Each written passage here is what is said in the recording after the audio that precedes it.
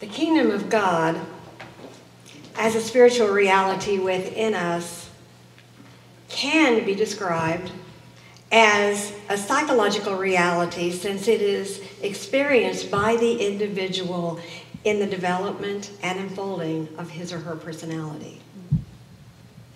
When we find and realize the kingdom in ourselves, we experience a growing wholeness, an increased sense of meaning of our individual personality, a realization of new and creative energies, and an expanding of consciousness.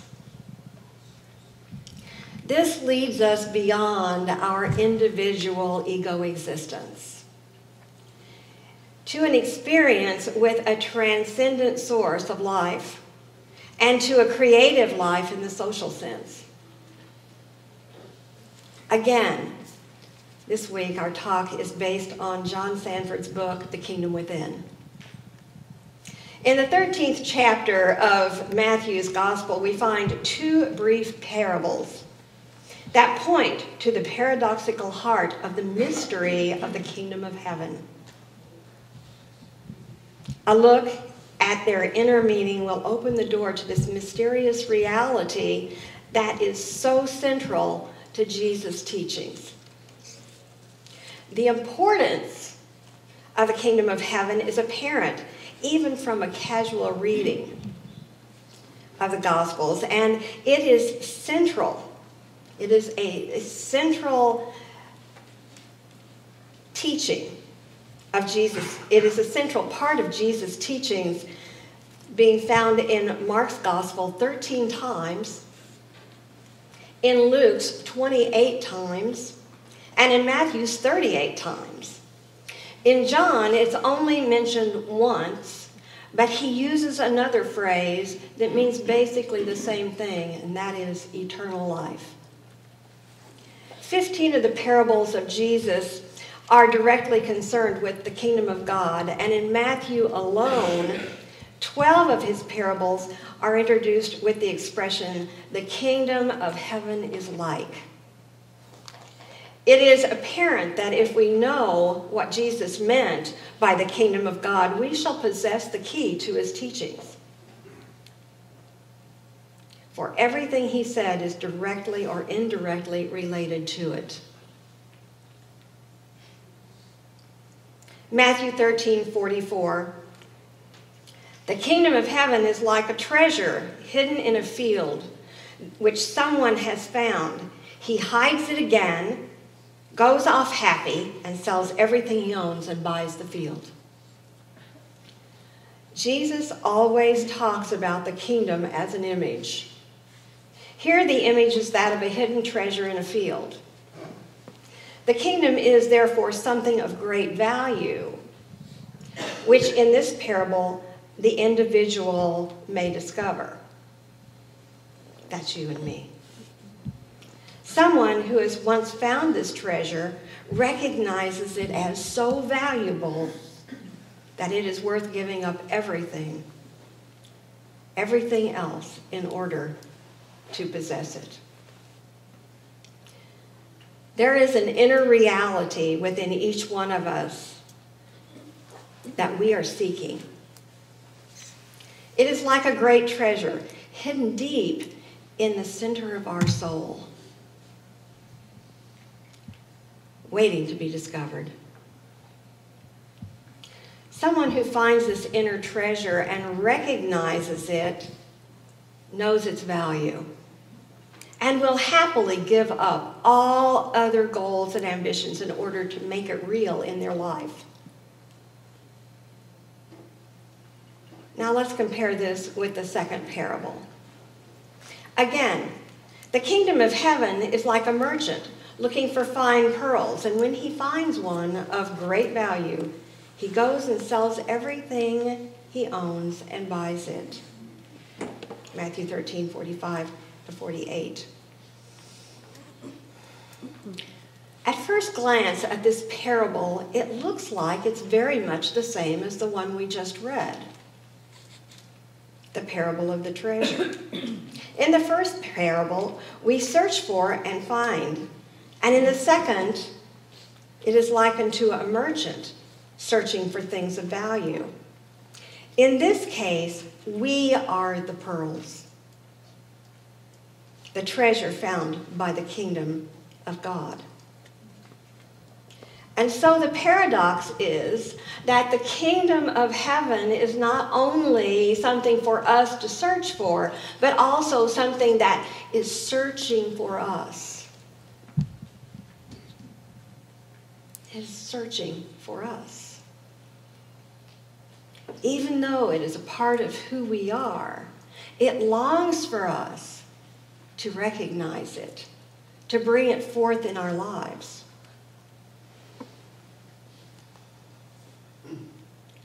Do you remember playing hide and seek when you were a child? Do you remember as you were a very young child, and some of us were too young to remember this, but we have seen it perhaps in other children, where we covered up our faces and thought no one could see us?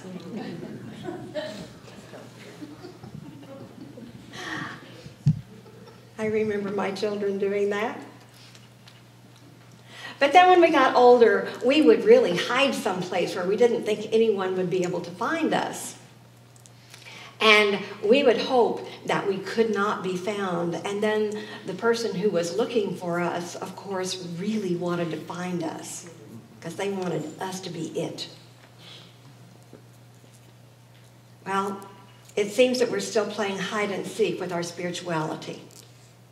We keep searching for the experience of illumination in the kingdom of heaven or the kingdom of God, and we know that the kingdom is within us, but paradoxically, only a few among the many searching will find it there.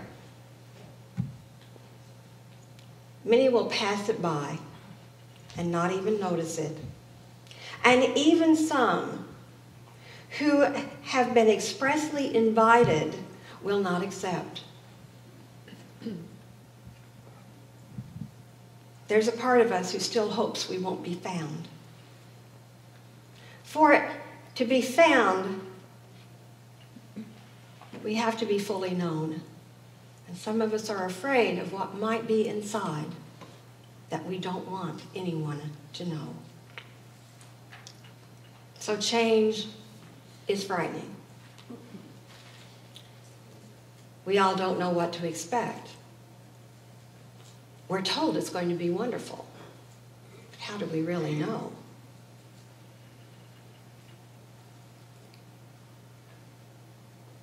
Those who do enter the kingdom are those who have come to recognize the reality of the inner world and to respond to its demands upon their consciousness.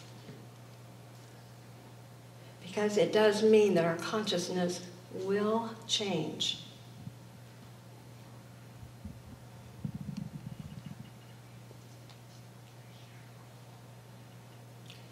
We must become individuated.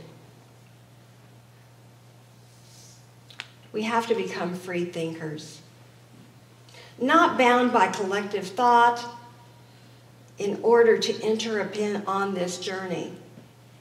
And when I say collective thought, I'm talking about unity too.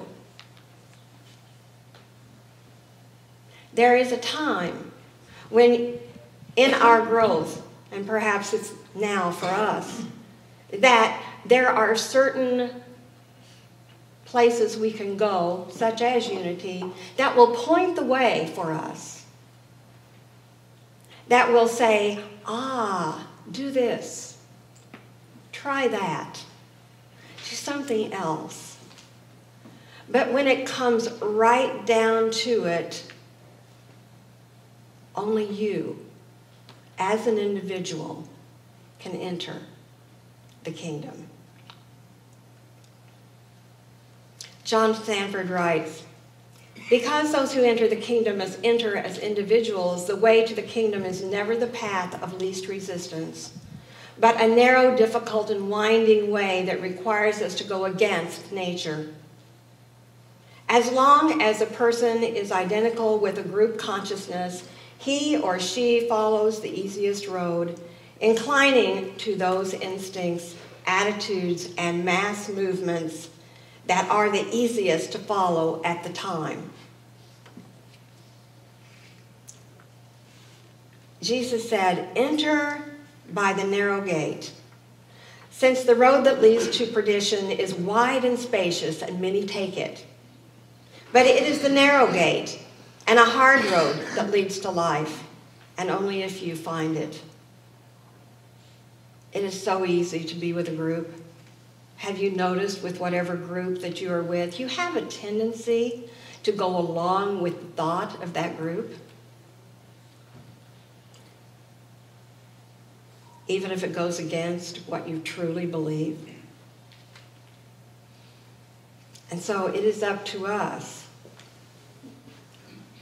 to step out of that space, to step off of the wide road, for that is the road that we travel unconsciously. It is the road we travel in the dark.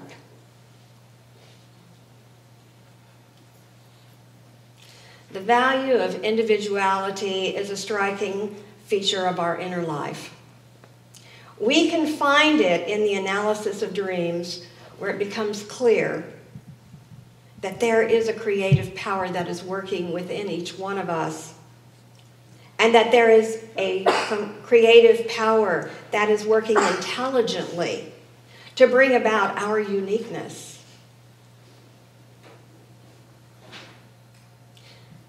This is an aspect of Christianity too long overlooked in the dwelling exclusively on the fall of humankind, on the need to be obedient to God and to be restored from our fallen state that we never fell from, into a state of blamelessness where we always are. Traditional theology has missed the significance of the kingdom of God. For the kingdom is not obedience, but creativity. It is not reverting to a former primitive state from which we were told we fell, but to a unification on a much higher level. This high calling may even seem terrible or dreadful, as it did for a woman who dreamed that she saw a beautiful rose on a table, and she wondered who it belonged to. And then she got the realization that came to her in this dream that said, "It is for you." And this seemed like a terrible, blasphemous thing. And she awoke in terror. And the rose represented the fulfillment, the wholeness intended uniquely for her. But it seemed blasphemous that such a unique and beautiful thing was to be presented to such a guilt-ridden soul. So many of us are guilt-ridden over the things that we have done, the things that we have seen.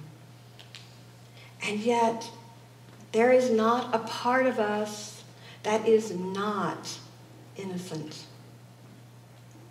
Each one of us at our core, at our spiritual core, is totally and completely innocent. There is nothing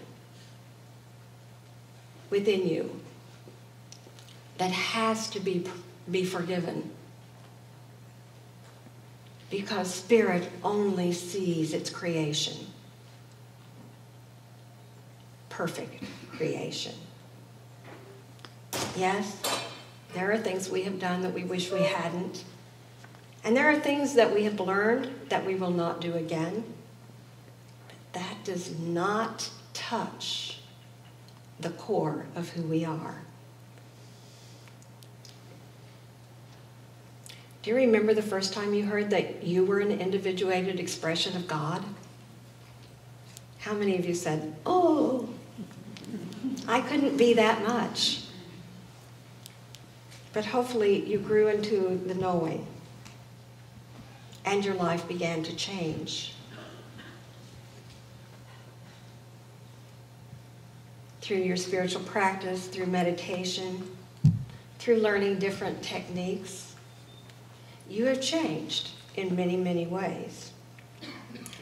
Kathy Lowry, one of our pranic healers, touched on that feeling of the kingdom when she worked with a client at the last healing session. She said she felt so much love and connection, it was pure bliss.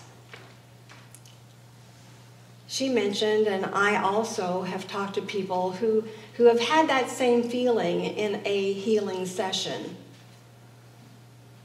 Sometimes even the person who is being healed feels it as well, which is always a wonderful thing. You see, when we begin to practice these things that we have learned, it's not just healing, it's meditation, it's many, many techniques that we all have learned and can use. We realize that the kingdom of God is close at hand.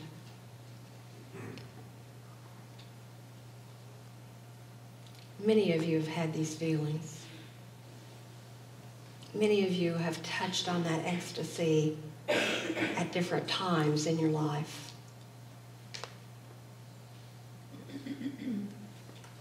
The kingdom of heaven is like a treasure hidden in a field which someone found. He hides it again and goes off happy, selling everything he owns and buys the field. When we find the treasure, we will give up anything to attain it.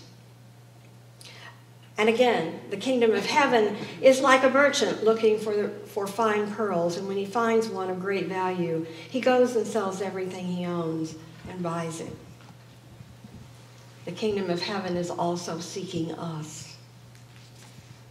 For when we are awakened, we are of great value in the kingdom. That great value is reflected in the fact that we touch many people and help others to achieve the same.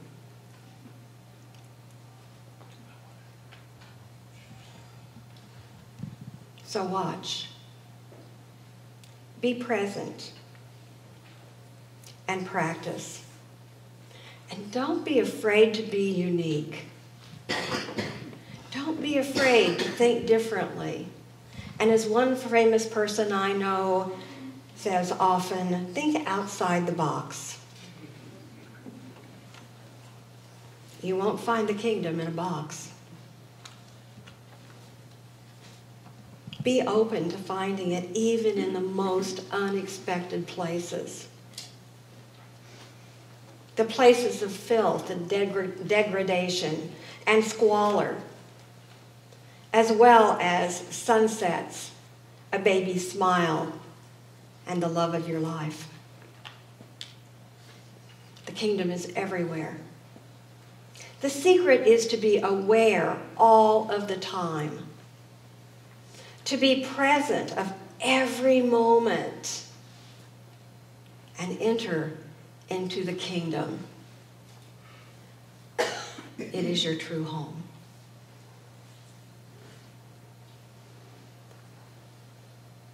God bless you. Thank you.